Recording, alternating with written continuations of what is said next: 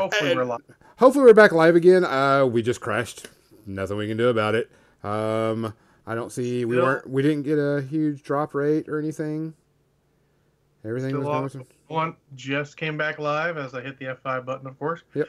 Oh, and whatever you did made the camera restart my video. Yeah, it could have been what happened is whatever happened to it locked up your video and then locked up everything else and went with it. Well, whatever locked up my video was a while ago, and that was internet online, and it's weird. But yeah, so we're back. Not back with Facebook yet. I'm not going to go back with Facebook because I have to redo a whole bunch of different things for that. Very good. For Facebook. Sorry, Facebook. Sorry, Facebook. Anyways, so yeah, we were talking about Suicide Squad is going to be a reboot. Interesting. DC gets to win the award for fastest reboot. Yep. I'm not sure it's a good idea, but I'm also not sure. We'll see what it is, Not really sure. Also, Will Smith has a scheduling conflict, so he will not come back as Deadshot. So they're going to have to replace him with, was that Idris Elba? Yes, which I'm okay with. Sad. No, it's going to be great because honestly, it means they can hopefully change the mistakes before. But does, I think, go more to show that DC, I hate to say this bluntly, they have no fucking idea what they're doing.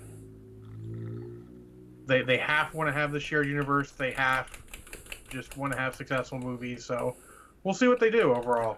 It'll be interesting.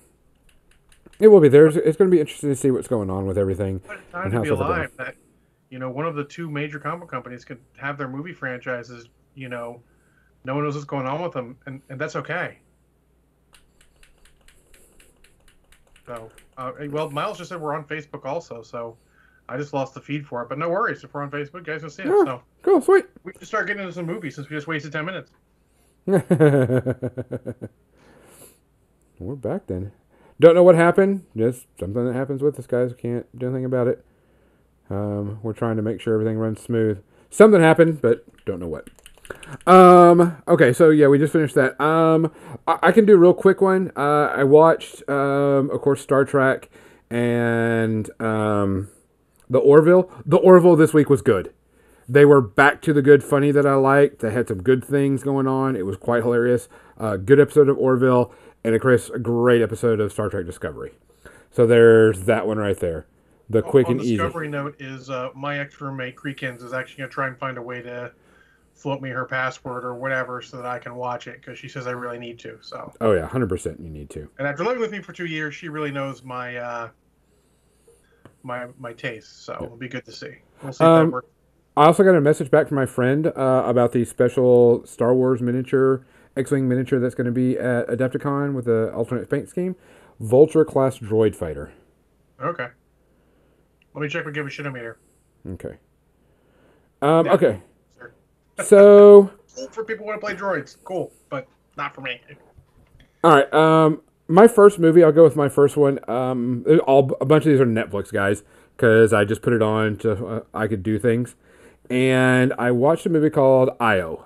Io is about we've all left planet Earth because we've destroyed it, except for a few select people.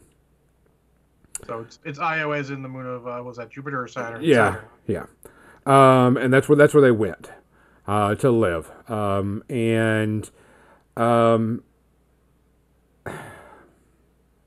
It's boring as fuck. The heavy sigh gave it away. Sorry. Okay, I like a good, sci-fi movie and stuff and everything. And another reason why I hate it was ambiguous endings. I hate ambiguous endings. Oh, you interpret the ending however you want. No, fuck you. Give me a story. Give me an ending. Was it like slow, like Star Trek the Motion Picture, or was it worse? Well, okay, for the first 20 minutes, the one person that's in the movie does not say a single thing, but does everything through voiceover. And it's, yeah, and the thing is this girl's going through the wreckage of this city, and she can't be in there because it's got toxic levels in the atmosphere. But high above the mountain, she can breathe no problem, so she can just, not wear her mask there. And so there's, this whole thing, and this other person finds her and tells her, hey, we need your father to come up here to go to the planet because we need him up there, and all the spaceships that are left on Earth are about to leave because they found another planet that's like Earth, and they're going to use those to get to that planet. And I'm like, okay, kind of cool concept. I'm all in on this. And it was very slow paced. It was boring. Of course, there's got to be a love interest and sex in it. And I'm just like, and then the ending was like, okay, no. Because the ultimate goal was life on Earth is adapting to what is happening on Earth. Okay. I get that. It's a cool concept. But humans can't. And so I'm going to go and spoil it. At the end, they leave it open. The girl in the poison environment takes off her helmet to try to adapt to a poisonous environment. Of course, that's not how adaptation works. It doesn't happen instantaneous. And that is not how adaptation works. And so she dies, but at the end of the show, you show her walking on a beach because she said she wanted to walk on a beach with a child, which is the child of the guy that was there. And I'm like, wait a minute, she died. There's no way a human being. But of course, we are different because we adapt quickly like that. And so I looked it up, and I was like, the director and writer says, well, we're leaving it up to you on how the ending's supposed to happen. I'm like, no, fuck you. Give me an ending. I'm tired of that crap. That to me is lazy storytelling. You can do it when you make it completely nonsensical, like 2001. Inception, yeah. That's where I could see that. Is it or not? Yeah, that's an understandable one. Yeah. But any case, it sounds like 4. 4, pass. Don't watch it. If you got it on your queue, kick it off. Well, luckily both my movies are way better than 4. I'm going to start in reverse order. Today, I decided after getting my lunch, I wanted to watch The 13th Warrior. Oh. So I did. So, The 13th Warrior is basically the story of Beowulf made quasi-realistic. It's overall, it is realistically portrayed through most of it. There's a couple things that are like, that's not really, but it's none of them are important. It has a lot of great scenes. I have no idea why this movie is not more popular than it is. I love 13th Warrior. I saw it in the theater and I was like, this was badass. But it did not. That came out in the 90s, didn't it? Yeah, it was like 95, I think I saw. I think I saw that in the theaters, actually. So, I mean, the director didn't do much else. He's only the director of Predator and Die Hard. And the guy who's responsible for writing the script, he's a nobody. Just some guy named Michael Crichton. What? He hasn't done anything. Nope, he hasn't done shit. But literally, it is Beowulf sort of updated to be sort of quasi-realistic. And it's very cool. There's a lot of characters, because obviously Antonio Banderas is the 13th Warrior. Mm-hmm. So there's 12 others. You don't get to know them all very well, and it's okay. It's a very tight movie because it's only about an hour and 40 long, which is good. It doesn't spend time on any needless stuff. The action scenes are all pretty quick and brutal. Yep. And it's just a good movie, good, enjoyable movie. Again, I don't know why it got negative reviews. I don't know why it's just not bigger than it is. Maybe it just came out at the wrong time. Nowadays, a movie like that would come out and it would be literally, an all-star cast, and it would blow up the box office. Oh, yeah. And really, it is sort of like, it's sort of a cross. It's Beowulf, but it also smacks a little bit of the Magnificent Seven. It has that sort of men on a mission brought together to do something sort of theme, too. Very cool, very enjoyable. Antonio Banderas is great in it. I would say most of the acting jobs are very good. There are obviously a couple plot threads that don't go anywhere, but considering how quick it is, it's okay. And enjoyable. I was just watching it. I'm going to give it it almost feels unfair to give it, but I'm going to give it 1 space herpy. It is, a couple points and a couple dropped plot threads and all that. You're like, this is not perfect, but man, it is a really, really good time. Yes, I'll agree with you on that one. That one, it was a sleeper hit for me and I own it on DVD or Blu-ray. I don't know which one. Yeah. And it's good. It comes on and I'm like, yeah, I'll watch this because the characters are really cool. The Norse, the religious aspect of it, all that stuff. It's just good. It's not a big deal. It's like, he's an Arab and he's, worships a different sect of God. It's not a big deal in the movie. No. Either way, it's great. He's an Arab. He's different. That's about as far as it goes. They make some jokes because he's smaller than them and woof woof woof woof. Woof. But that's about barking at the horse like it's small. Yeah. But it avoids all the normal pitfalls of sort of a fish out of water type of thing. It doesn't become hateful or angry at any point. It's just a good, solidly made movie. Yes, very good. Very cool. A lot of good lines in there too. Yes. Highly recommend it. If you haven't seen it, go watch it. Absolutely. I don't know if it's free anywhere. I own it on DVD. Consider it on Blu-ray for a better transfer. Yeah. Next movie I watched was called Occupation. Occupation is an Australian film where aliens come down and try to occupy the area. It's an all Australian cast, it looks like. And it's another Netflix series, or a Netflix show. Started watching it. And it starts off pretty fast. There's some pretty bad, stereotypes, like the two rugby teams. I can't remember what one of them was, but one was Team Drop Bears.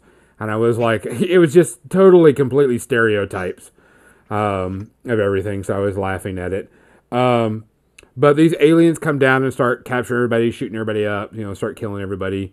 And these people escape, which I think is interesting because I don't know the actor's name. The guy that played Jango Fett is in it.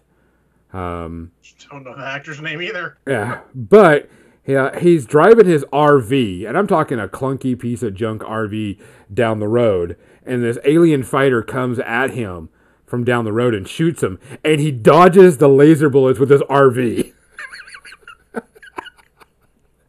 Okay. He swerves his RV to dodge a laser blast coming at him, and I'm like, holy shit, this is going to be good, and good in the wrong ways.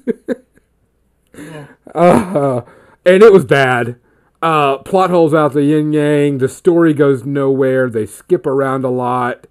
It has no inkling of what it wants to do and how it wants to do it.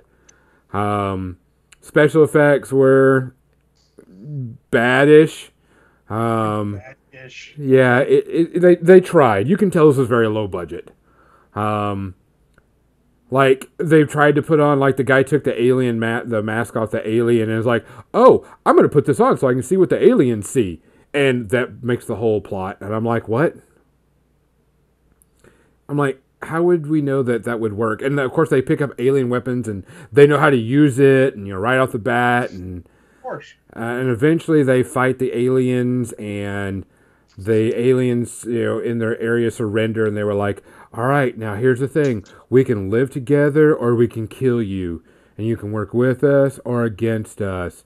So what do you want to do? Oh, we'll work with you. The aliens will work with you now to stop the other area. Yeah, I'm like, this sucked. It was another bad movie. Totally skip it. The best part of it is watching an RV dodge laser fire. That right there. I stopped, I rewound it, I said, did that thing just dodge?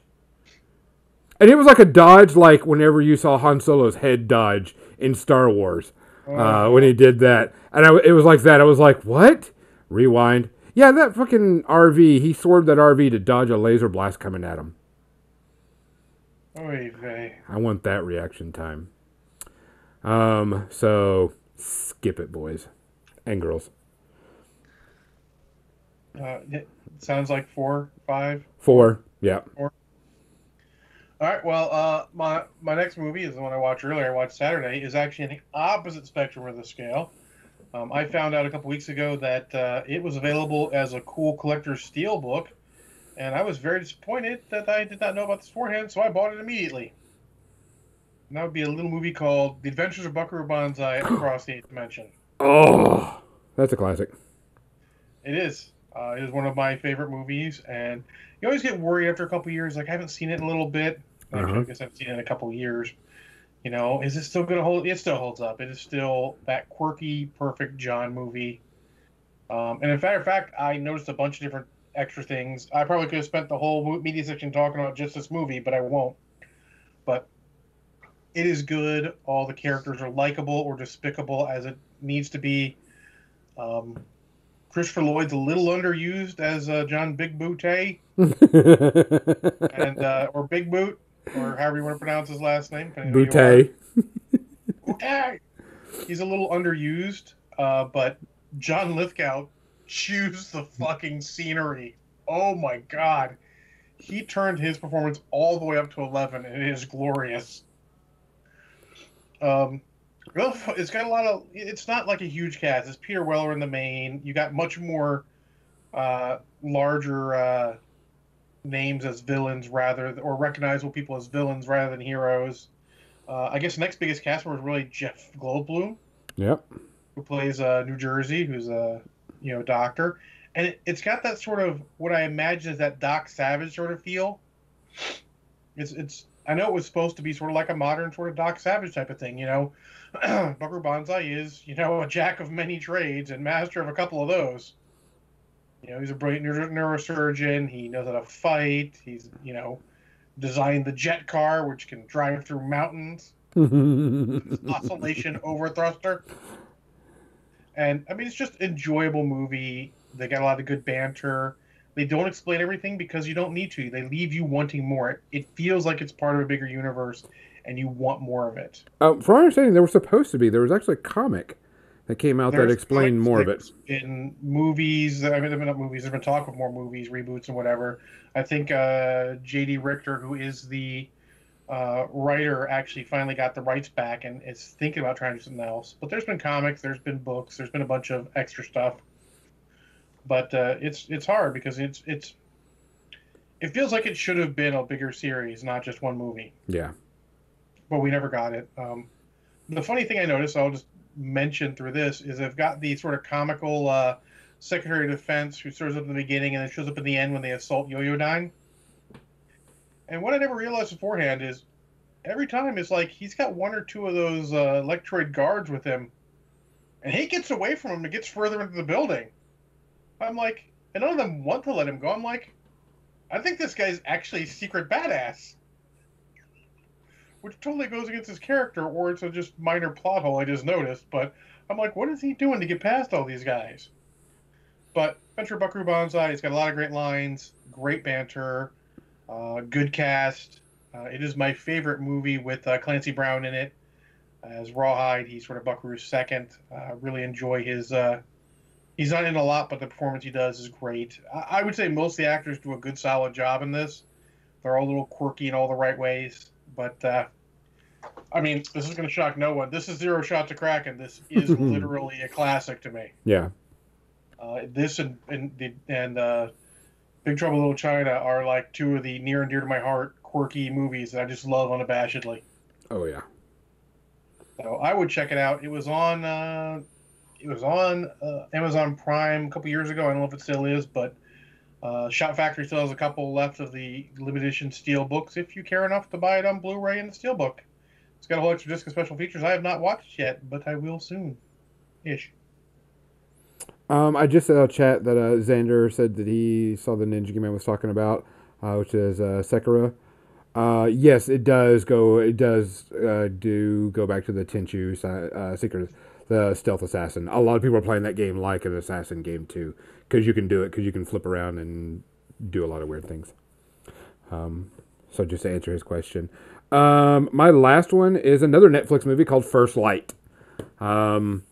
First Light is an alien movie where these alien creatures come down at the first light of day or whatever. That's when they're seen. The story is these two teenage couples. One guy likes the other girl. The girl kind of doesn't like him. She kind of gets, I don't want to say abducted, but she gets taken over by an alien. And they had some pretty cool special effects. They took a truck and ripped it in half and pulled it like they, picked it up and pulled it away from someone, and it folded in on itself pretty much when they pulled it away, and it was an actual truck. It wasn't CGI. So I was like, that's cool. Getting away from the CGI and doing an actual truck being kind of squished together, folded was kind of neat. Different special effects that happened. It wasn't a bad movie. As something to put on to watch, just for something different, something new. It wasn't bad at all. They do a little bit of talking about the aliens. There's a little bit of weird things that happen. There's some plot holes. Don't get me wrong. And there's some things. Not a bad movie. You didn't say a good movie. Correct. There's some good lines in there. Some cool things that happen. Music was pretty decent. It was just a decent movie. I mean, it's not something you would rush out to go see. But if you got some spare time and it's not very long, it was only like an hour 30, hour 40 type thing. But it was pretty decent. Had some decent stuff in it. Some really cool special effects. Maybe pushing a 3 space herpes. But other than that, it wasn't bad. So it's funny, Guns, that you watch all these Netflix movies, but you didn't watch the one that I want to watch. Which was Triple Frontier. I haven't watched that one yet. It's on my list. I just had those were on there a lot longer, so I was trying to get rid of them. All right, Gonzo. We got 2 weeks. I'll get Triple Frontier in. I'll get it in too. Yeah, because I heard we need to get that one in. Yeah, I've heard good stuff. I want to see it because it's got a lot of actors I like in it. And I'm supposed to get rid of Polar, so I'll get rid of that one. Yes, get rid of. I mean, if you didn't watch it over your vacation, you're not going to spend the time watching it now. Oh yeah. I mean, it's better than, kind of better than some of the movies you just said, but not much. Kind of better than a sharp stick in the eye. It is better than a sharp stick in the eye. Okay. Guys, that is the episode. Of course, we will not be back next week. Next week, Cathy is coming back from Adepticon, and we're going to take that week off. But when she gets back, Cathy will be giving us her review of what happened at Adepticon, and we will review of what happened there too, because I know there's a ton of things that happened, and a ton of things that are going to happen. A lot of companies are using it to drop their news, which is awesome. I know that Privateer Press is releasing a ton of models. The next 3 months worth of models are going to be there for pre-release. And then some special ones that are releasing early. GW has an early seminar on what's coming out, which would be cool. Yep. I'm sure most companies are at least going to drop some news at that time. It's a great time to drop news. Oh, yeah. Usually everybody drops something to say what's going to be. We want to also thank James for coming on because of Cathy's being sick and having him come in and paint and talk about stuff. We really appreciate it. Thanks for having me on. Of course. Go and check out James's stuff. He paints really, really awesome and really, really good. And he's got some really good tutorials and stuff going on his pages. Other than that, for More Than Dice, I'm Gonzo. I'm John. I'm Jim. And we are out. Good night.